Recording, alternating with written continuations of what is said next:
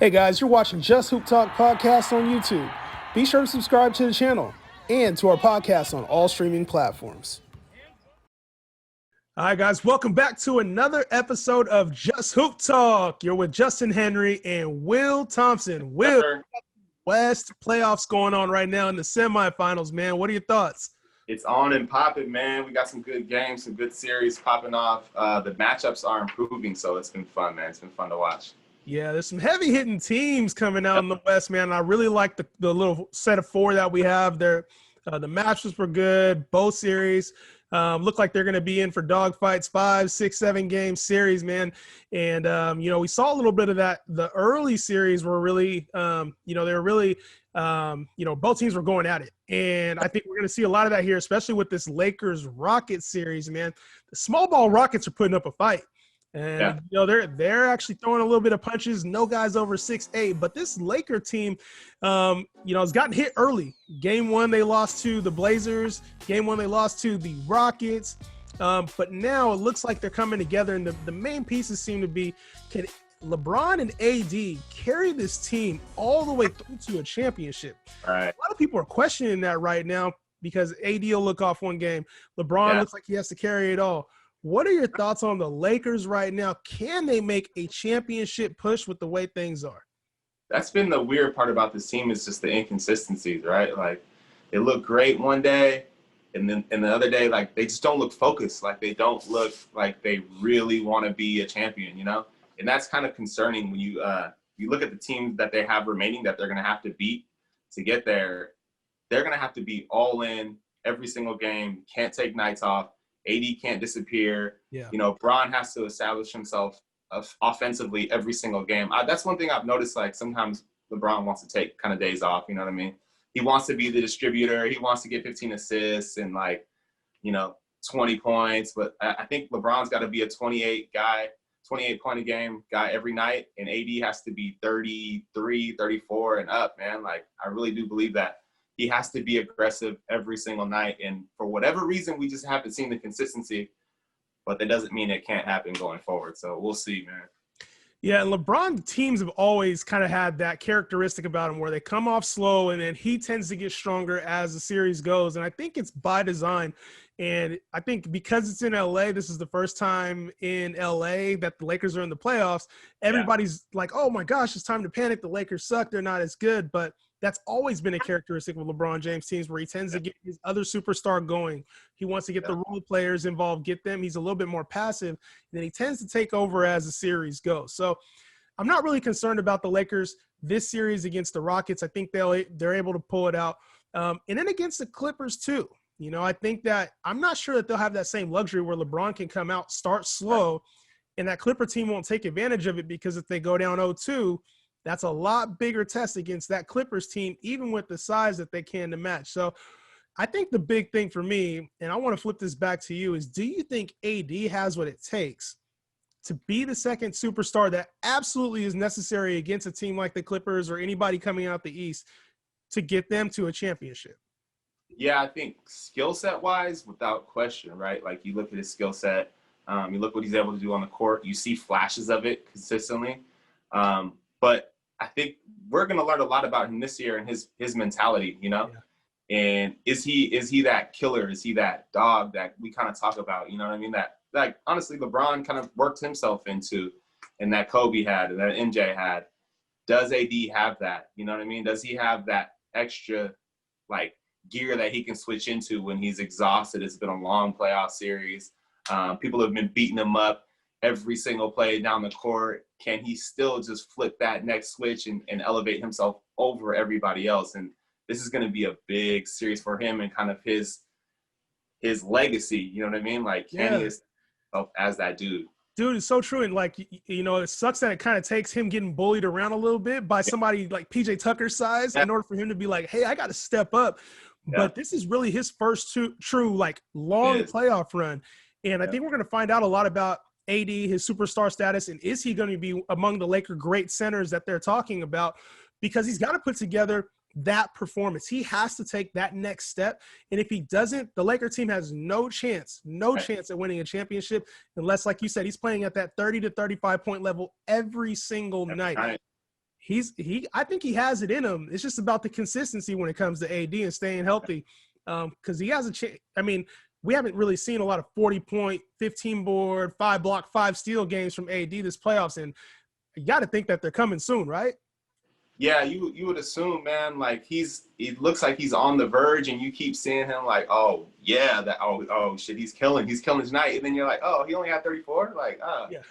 How do you play better than that? But we'll see, man. Speaking of 50-point games, we got to talk a little bit about Jamal Murray and his emergence as a superstar. What do you think, man? Is he a star? Is he a superstar? Future All-Star? All-time Nugget great? Where do you stand on Jamal Murray and kind of his emergence?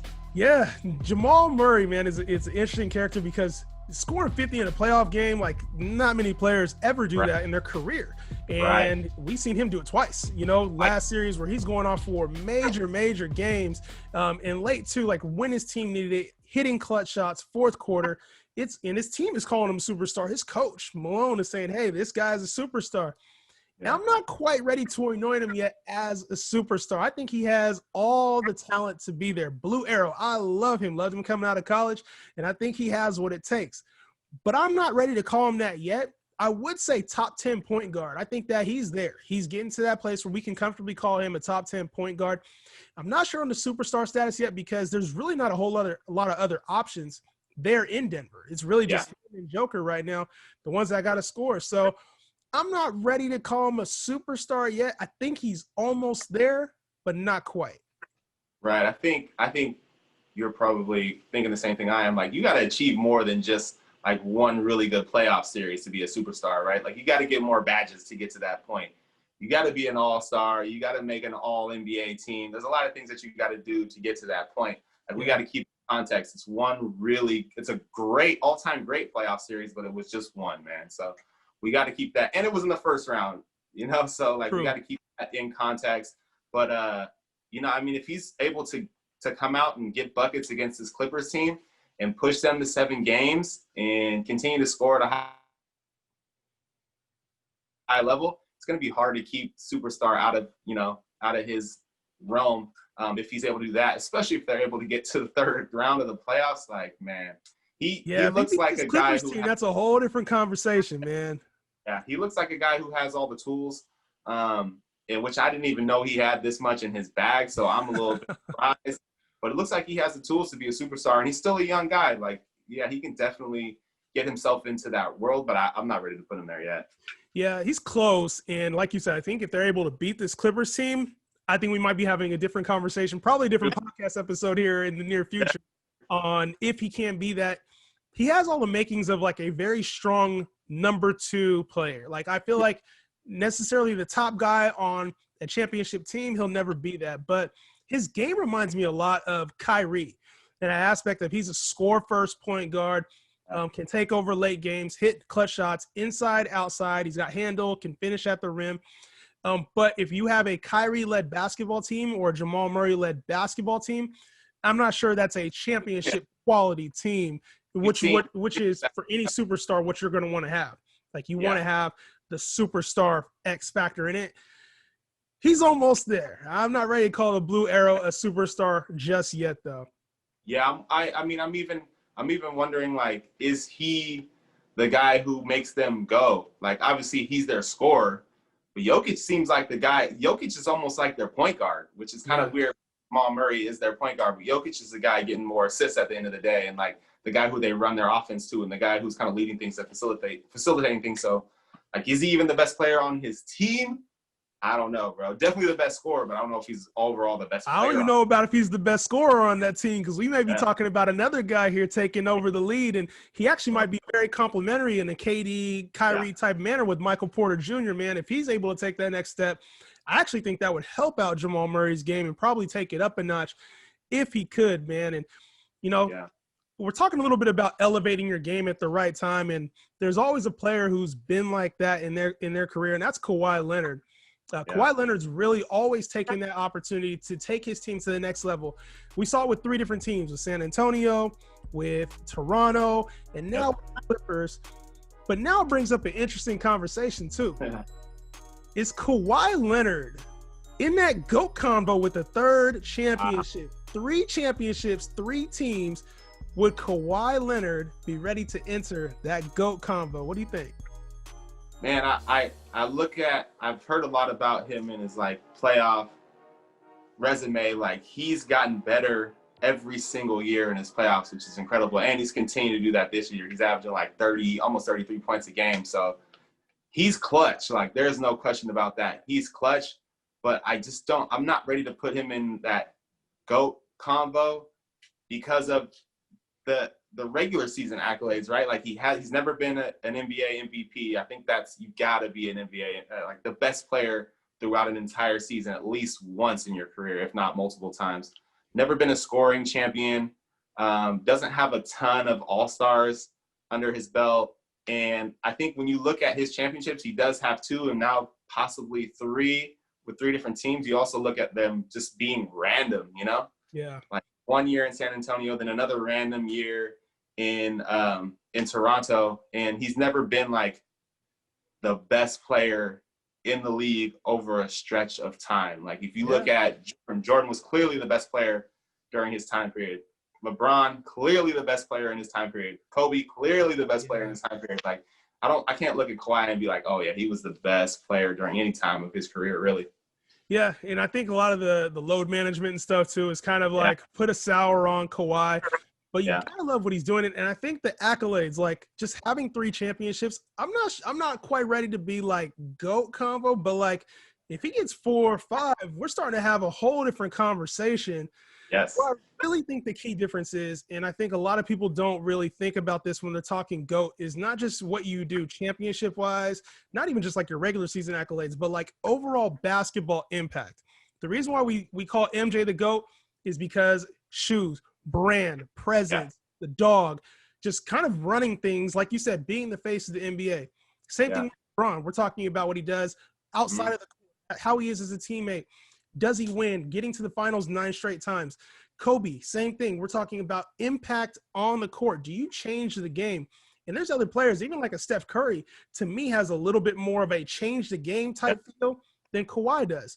I'm not sure the next generation is going to be super impacted by Kawhi, but we could be wrong. If he's winning 4 or 5 championships, there may be a focus on like, hey, we need more 2-way action players who are great shot makers mid-range, who are great defenders that can come in and make plays.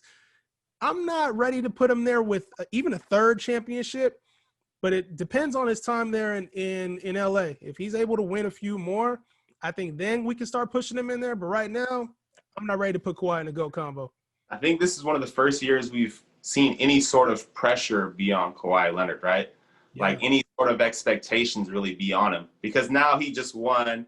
He's on a great team. You would assume like he should be able to repeat. A GOAT should be able to repeat. He's got a really good team around him. He just won the year before. Like, can he win back-to-back? Can he win 3 in a row?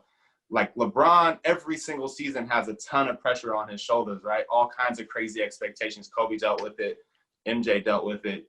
Can Kawhi even deal with that type of pressure? Right. Like, we don't know, man. We're going to find out here pretty soon within the next few years for sure, though.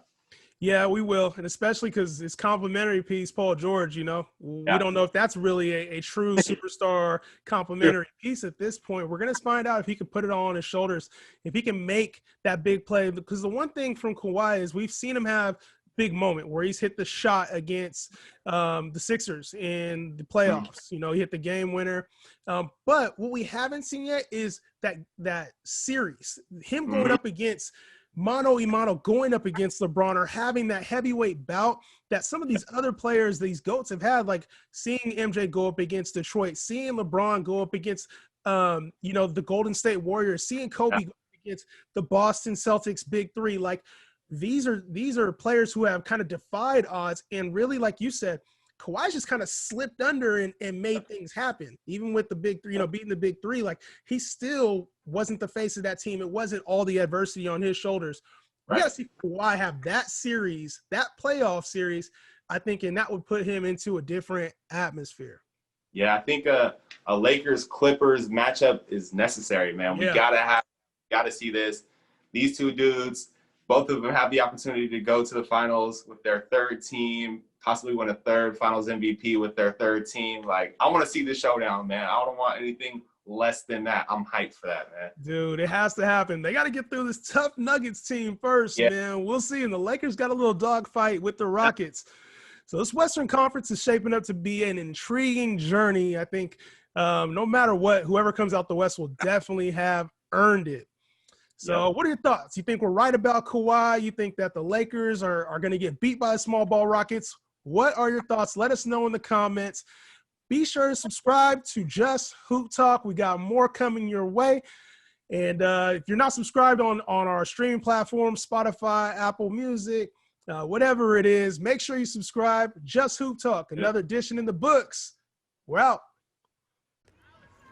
For more NBA, college, and hoops coverage, be sure to subscribe to Just Hoop Talk podcast on YouTube and all streaming platforms.